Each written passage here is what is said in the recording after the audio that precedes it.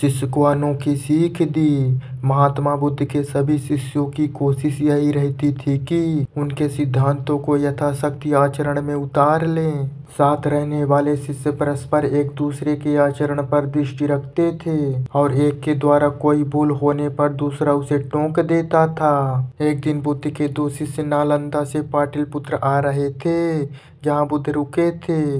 पूरे दिन के सफर में दोनों चलते चलते थक गए। रास्ते में नदी दिखी तो पानी पीकर थोड़ा सुस्ताने लगे। तभी उन्होंने देखा कि एक स्त्री पानी में डूब रही है। बौद्ध भिक्षुओं के लिए स्त्री का स्पर्श वर्जित माना जाता है। अतः एक ने कहा, हमें धर्म की मर्यादा का पालन करना चाहिए। लेकिन दूसरा बोला, मेरी आंखों के सामने कोई मर जाए और मैं कुछ ना करूं, यह असंभव है। यह कहते हुए वह पानी में कूद पड़ा और स्त्री को कंधे पर उठाकर बाहर ले आया। दोनों की यात्रा फिर शुरू हो गई। रास्ते पर पहले भिक्षु ने दूसरे की खूब निंदा की। बुद्ध के सामने पहुंचने पर पहले भिक्षु ने पूरी बात सुनाते हुए कहा, भंते, इसे मैंने काफी रोका, किंतु यह इस भीषण पाप को करने में तनिक नहीं हिचकिचाया। बुद्ध ने उसकी पूरी बात सुन शांतिपूर्वक पूछा, इसे स्त्री को कंधे पर बाहर लाने में कितना समय लगा होगा? उत्तर मिला, यही कोई 6 घंटे। तब बुद्ध ने उसे समझाया, इसने तो उस स्त्री को 15 मिनट ही कंधे पर रखा, लेकिन तुम तो इसे 6 घंटे से अपने ऊपर बिठाए हुए हो। अब बताओ, तुम दोनों में बड़ा पापी कौन है? उस भिक्षु ने अपनी गलती जान लज्जा से सिर झुका लिया। सार यह है कि सदैव सद्विचारों और खुली सोच को प्रश्रय देना चाहिए। गौतम बुद्ध ने सुभद्र को शिक्षा दी।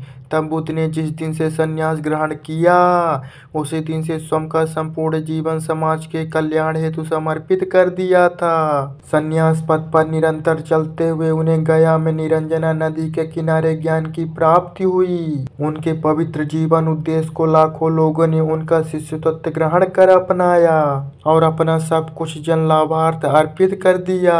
जब बुद्ध का अंतकाल निकट आया तो वे कुछ अस्वस्थ हो चले थे।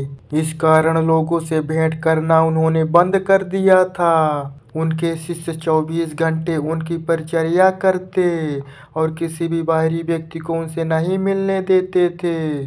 उन सभी को बुद्ध के स्वास्थ्य की बहुत चिंता थी। ऐसे समय एक दिन सुभद्र वहां आए और बुद्ध के शिष्यों से आग्रह किया कि बुद्ध से मुझे मिलने दिया जाए, क्योंकि उनसे भावी परिस्थितियों के विषय में आवश्यक चर्चा करनी है। शिष्यों ने बुद्ध की अवस्था के बारे में बताकर सुभद्र को अंदर जाने से रोक दिया।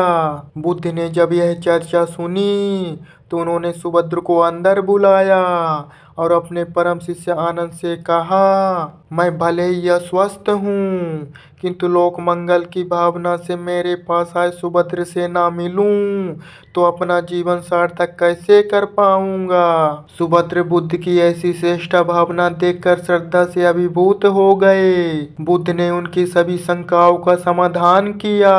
बुद्ध से हुई इस भावपूर्ण भेंट से सुभद्र इतना प्रभावित हुए कि अपना सर्वस्व त्याग कर भिक्षु बन गए और बौद्ध धर्म के प्रचार में भरपूर योगदान दिया। बुद्ध के अंतिम शिष्य सुभद्र ही थे। वस्तुतः यदि जीवन में लोक मंगल की भावना को जिए तो सामाजिक कल्याण सही अर्थों में साकार हो उठता है। बुद्धं शरणं गच्छामि।